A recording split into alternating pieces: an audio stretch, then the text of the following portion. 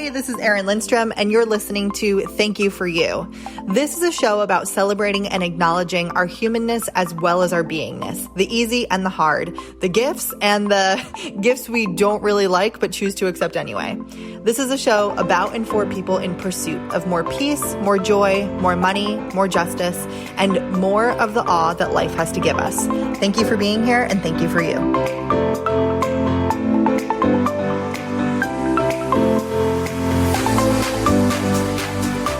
Hey, welcome back to Thank You for You. It's Erin Lindstrom, and I'm so excited for this week's episode with Amanda Muhammad. So Amanda and I have known each other for a couple of years now, and she is just one of the most luminous humans that I've met. Every time I talk to her, I feel more grounded and just she's shiny, man.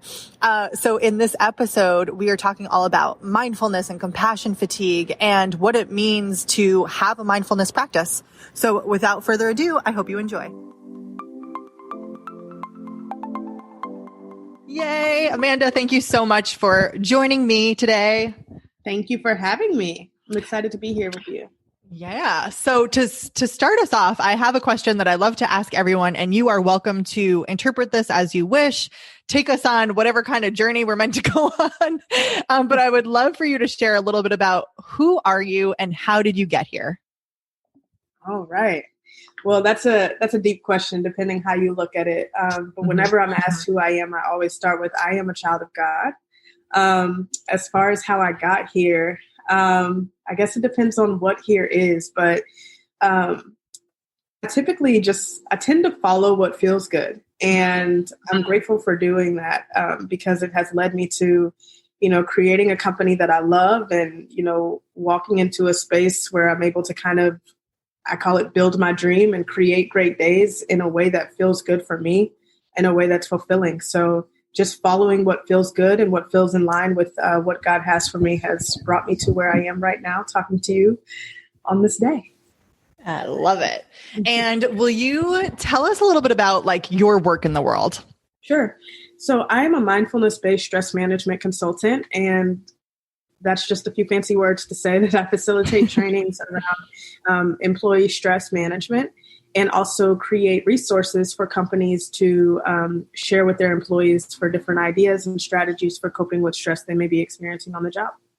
I feel like there's no time better than the present for your work. I feel like it's always important. And in this moment, it's oh my gosh, everyone needs you in their life. Yeah. You know how some people are like, oh yeah, find your target market and really narrow down in it. I'm like, no. Yeah. You're like, no, really everyone. It still amazes me the vast range of clientele that I get. But it keeps it fun. It keeps it interesting, and it keeps it challenges me, to make sure that I'm able to facilitate trainings and resources in a way that's accessible to whoever I'm in front of. Yes. Can you talk to us? Can you break this down a little bit? When we talk about mindfulness, what are we actually talking about? So mindfulness at its core is the practice of present awareness. And so with my trainings, what I do as far as mindfulness, because there's a lot of different things that can be considered mindful, right? There's a lot of ways to get to a place of being more present. But I've narrowed it down to 5 evidence-based practices that I specifically teach on to help you build that present awareness and interrupt that cycle of just going back and forth between experiencing stress and reacting to it over and over until you spiral out of control. And so the practices that I use are mindful movement and breathing techniques, affirmations, gratitude, journaling practices, and perspective building. And there's a lot that can go into those, but those were 5 different practices that I found were quickly accessible and easily digestible for the people that I was in front of to help them build these skills throughout the day. So, that was another thing was, focusing on things that people could use no matter where they are. They don't need access to anything else. These are skills that are inherently built inside of you that can help you cope and build that ability to stay in the moment and to quickly bounce back from stress and different adversities that you experience throughout the day. I love that. I think it's so important too. And so interesting that so many of the most powerful techniques, literally just involve our bodies and a little bit of like knowing of what to do and how to interact with ourselves. But it's so accessible. Yeah, exactly. And that's what that's what I like to teach. People always ask me, they're like, oh, do you use this app or do you use this or that? And I'm like, those apps are great, but I personally like to exercise, doing these practices myself, because if I'm in the middle of a desert for whatever reason, but it's 2020, right? Anything can happen. Right. If I'm in the middle of a desert or, don't have access to my Wi-Fi, but still need to access that calm, I need to know how to do that on my own. And another part of, what I do is I actually train a lot of teachers and mental health professionals in how to use these practices with their clients and how to empower their clients to use them for themselves. And so, when I'm working with students or I'm, working with someone who's working with students, and let's say, there's this period, and it's, they still have them in classrooms where you use things like calm down boxes and different external objects to help you find the sense of calm. And they're really great. Until I hear about one of my teachers who's in Plano, who has a student who their daughter has been, getting access to these different tools and calm down boxes and stuff. And she has a complete meltdown in the middle of the grocery store and is screaming because she doesn't have her calm down box. Like, trying to avoid those types of things and make sure that we give ourselves and the people that we're working alongside access to, resources that they can use no matter where they are. I love that. It's so interesting too, because it's easy to, sometimes, right? It's easy to see in kids sometimes when they have like that breakdown of like, oh, this is what it looks like to be having a breakdown. And I feel like so many times in the adult world, people don't even let themselves break down because we're in this like cyclical high functioning to then plummeting to low and going like back and forth, that we don't actually even allow ourselves to express the emotions in between. Yeah, absolutely. Yeah. And I feel like having these kind of like tools to actually check in with ourselves gives you some space to actually feel your feelings, which in many ways, like doesn't always feel safe. Yeah, absolutely. I mean, a lot of us are stuck in our brainstem. We're stuck in survival mode. We're stuck in this space of just like constantly reacting to the stress that we are experiencing and not taking that moment. And it all happens very quickly, right? That when you're processing information, when you're processing a stressful moment that you're experiencing, it happens really fast. That information comes in and it shoots up to the part of the brain that's like, okay, we need to react and just try to survive in this moment.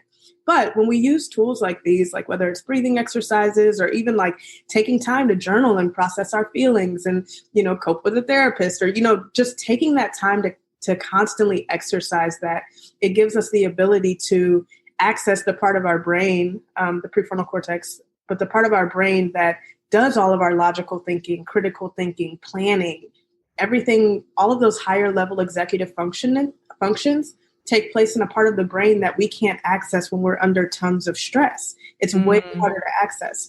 And so we do get stuck in that survival state where we're just literally responding before we can even think. Like that's when we start doing things and we're like, oh shit, I probably should have did that. Right. Like, right.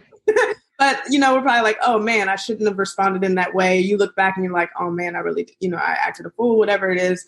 But that's because we don't have those tools in place to help us to cope. And it's all a practice. The more that we practice those tools to cope, the more that we can access them when we really need them. It's like anything else that you want to get really good at. I mean, managing your stress and responding to stressful situations, it takes practice. That's so important, so crucial. And so it's just fascinating to me when I think about like these tools and how important it is to actually like have this practice. And I know that it's being incorporated a bit in some schools and some, containers for kids that are like growing up. But when I think back on my like upbringing, this was not part of it. And it's fascinating just because like it's so important when it comes to actually like being a human, to actually not just focus on like all of the achieving and the outward stuff, but if you're not like actually feeling okay, if you can't access peace within yourself, then holy moly, that it can like what's the point, but wow, like you're missing so much, right? Yeah, absolutely. I mean, you miss out on so many of those, those moments that can be really beautiful, just trying to stay afloat, right? Yes. Yes. When we're constantly like treading water almost. Yeah, exactly. I mean, the human experience can be a really beautiful one. And when you get to that space where you can like access that ability to sit back and be reflective and keep perspective, there's so many lessons throughout the day that like when we're under incredible amounts of stress or throughout your life, there's so many, beautiful lessons that when we're under incredible amounts of stress, we miss that because we're just trying to survive the next thing. Right. Yeah. We're in like that mode of like, oh, okay. And even when things are okay, it's that we were just talking about this off air, like the anticipatory stress of like, well, the other shoe's going to drop, like something's going to happen soon. I can feel it.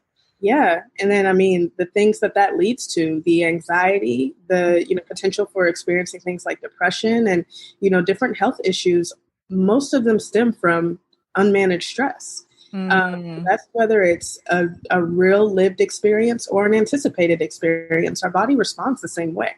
And so when we're not allowing ourselves that time to cope and, take that time to process different situations, and we're just literally, again, stuck in that state, like there's consequences for that, whether we like it or not. Yeah. I'm wondering, so for you, like specifically, obviously this is all like very important. I'm wondering like this work, to me, the way you speak about it, like you're passionate about it, there's something in you that's like, there is something here that's deeper than just like teaching exercises. Can you speak a little bit about that if I'm correct? If there is more there, like I would love to hear a little bit about like your personal connection to this work and like, why is this important, bigger than just, you know what I mean? What's on the surface? Absolutely. I have several connections to this work. From like a professional standpoint, from a personal standpoint, from a cultural standpoint. So I'll, pick a rabbit hole or two to go down for you. But how I actually found these practices is where I'll start. When I was in college, I was experiencing some like pretty hard times. My family was going through a lot. I had, a few friends that were murdered, and, trying to cope I just wasn't coping in a healthy way, and I wasn't sleeping, and I was using substances to help me get to a point where I could relax enough to go to sleep. My mom didn't know all that, but she knew I was stressed, and our whole family was. And my brother had like told her, "Hey, mom, you need to stretch. You need to stretch," because he took some class down at college, and now all of a sudden he was a guru, and he was like, "Oh, you need to go to a yoga class." So she goes, and she like falls in love. She goes to this like class at our local community college, and she falls in love with the yoga class, and she invites me out. And so I'm like, okay. And then like at the end of yoga class, I'm like, Mom, somebody was snoring so loud. And she goes, Mandy, that was you. And we like bust out laughing. And I was like, that was the first time that I was able to sleep organically. I had no substances. Like literally, I just breathed, I stretched, and I just paid attention to my body, and I was able to relax. And for me, that alone was powerful. That was so healing. And I was like, what is this that didn't require anything outside of me? And my mom got me this little purple yoga mat from TJ Maxx. And I took it back down to my college town. I went to KU, and I was University of Kansas, and I was rolling out my mat and just trying random stuff. I had no idea what I was doing, but I knew that when I did it, it felt really good for me.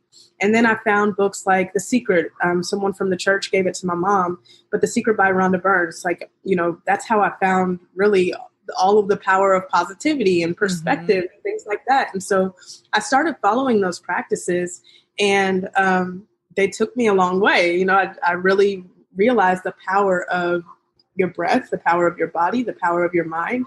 And I was studying at that time, I was studying management, leadership, and HR. Now, I wanted to go off and climb the corporate ladder and be somebody's human resources director. But I got to corporate America, and I looked around, and a lot of the people around me were pretty stressed and weren't really doing much to cope with it. And there weren't many resources available for us to cope with the stress. Now, I had those tools and resources in my back pocket, but again, at the time, I thought I was going to be a human resources director. And when I was stressed, I would use them. And when I didn't use them, it was pretty obvious. And so, so eventually, I was still wanting to do human resources and wanting to, get into, HR and finding a love and passion for recruiting. I ended up leaving that big company and went to a small private company, but I saw the same thing. It was fun, and there was like ping pong tables and free booze and all of this stuff. but the people around me were pretty stressed and they weren't giving us any resources to cope with it. And again, I had those things in my back pocket, but I wasn't using them as much then. I'm pretty sure I quit the same day I was going to get fired. So my gosh. I've been there. Yeah. Okay. Right. Yeah, that's like an entrepreneurial bingo point, I think. Oh, we should make one of those. Mm-hmm. That would be kind of cool. Anyways, so then I ended up leaving there and got into education. And now in the background of all of this, I had really gotten into those practices and eventually ended up becoming a yoga instructor, a mindfulness trainer, studying compassion fatigue, really diving into those practices. But I was still working like in the corporate space and eventually left and went into education. And now education was fun. Like the kids were awesome. There's like art on the walls. You're getting socially appropriate hugs, but the teachers were still pretty stressed. And again, there weren't many resources for us to manage it. And so I had seen this in 3 places now. And I was like, you know what, like looking at other employees, like, you know, as awesome as some of them were, they seemed miserable. I didn't want my life to be that way. Yeah. And I wanted to empower others to be able to enjoy the work that they're doing. You know, I fell into education, but there are people that is what they are on this earth to do. And then they get there and it's so stressful. They don't have any tools to cope with it or, you know, any resources available to them. And they're just trying to stay afloat. And I was like, you know, I want to be that person that helps you.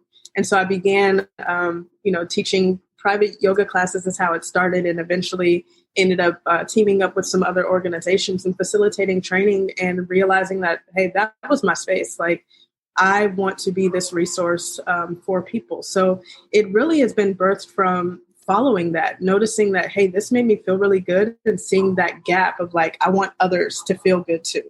Mm-hmm. So there's that. And then taking it back. So my mom is also a yoga instructor. She became a yoga instructor far before I did.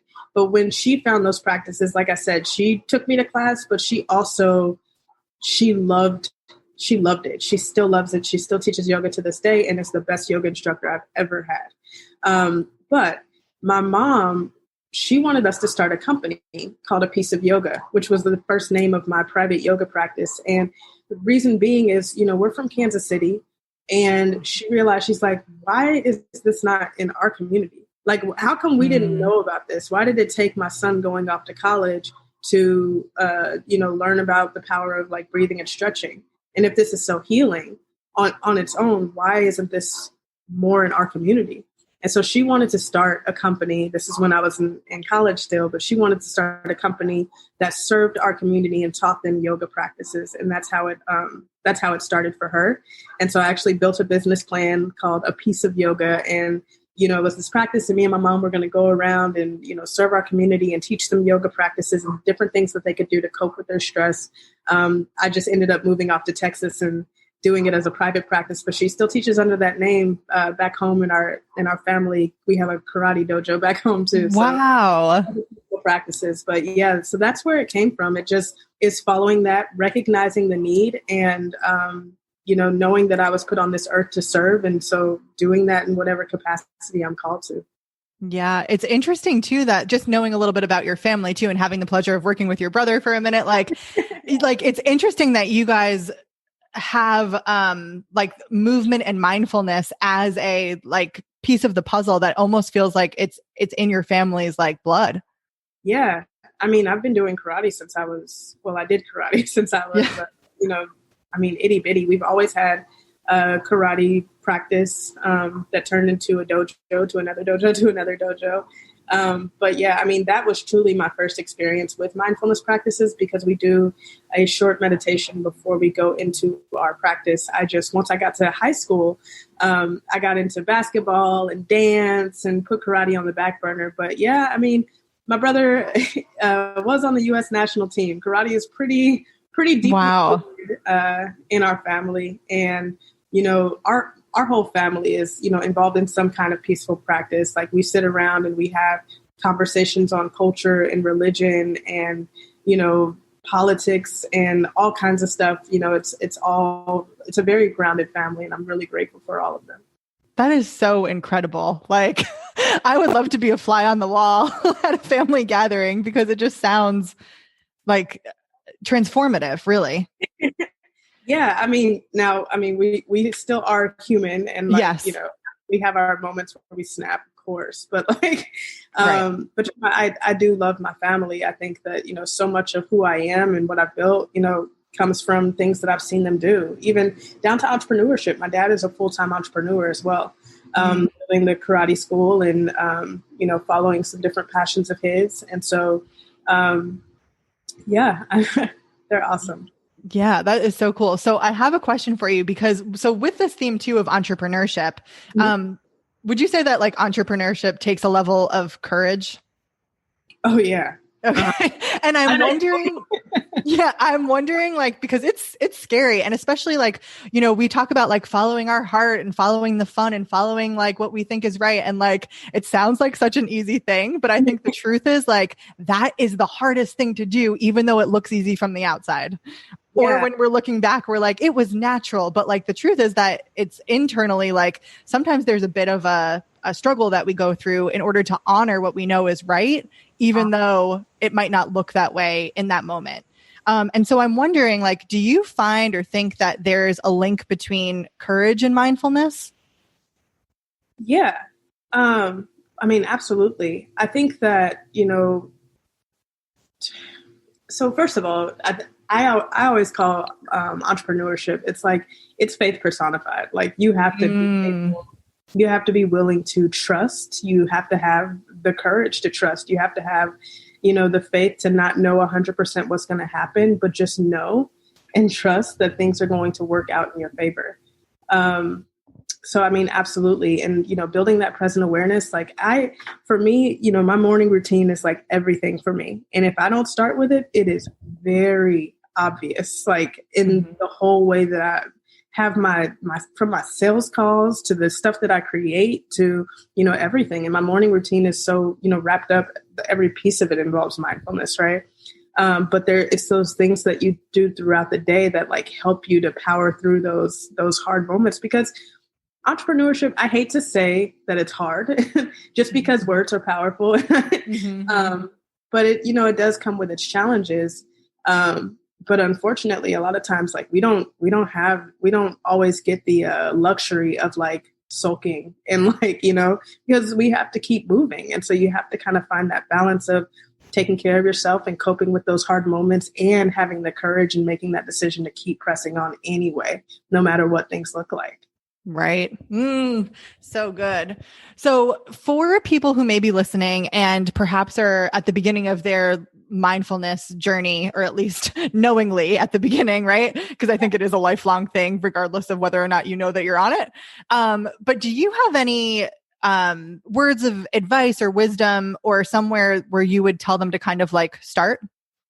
Yeah. Well, the first thing, you kind of hit on it already, but just knowing that it's a practice, it's not something that we're doing to master. It's not something that you're going to be perfect at. Like thoughts are going to come up and all of that is okay. It's about paying attention to it and being okay with what comes up and then, navigating accordingly.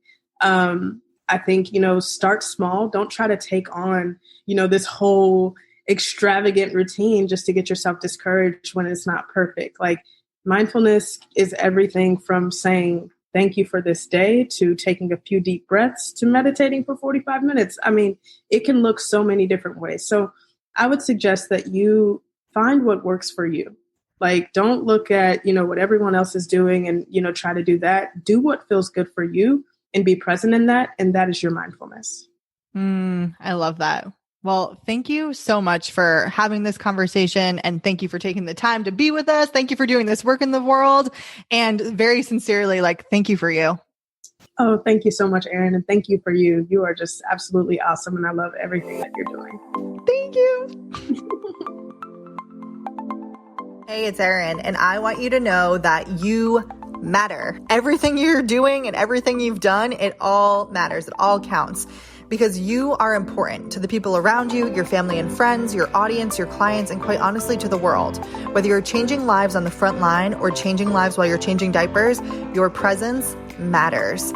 Every life you touch counts. And from just one interaction, there can be infinite, meaningful effects.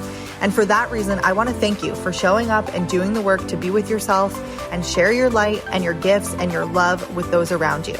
If you want support with any of this human being stuff, you're always welcome to join me inside of my coaching membership, Human Being Club, at humanbeingclub.com, or follow along with me on Instagram for more behind the scenes silly stuff at Erin Lindstrom. Once again, thank you for being here, and thank you for you.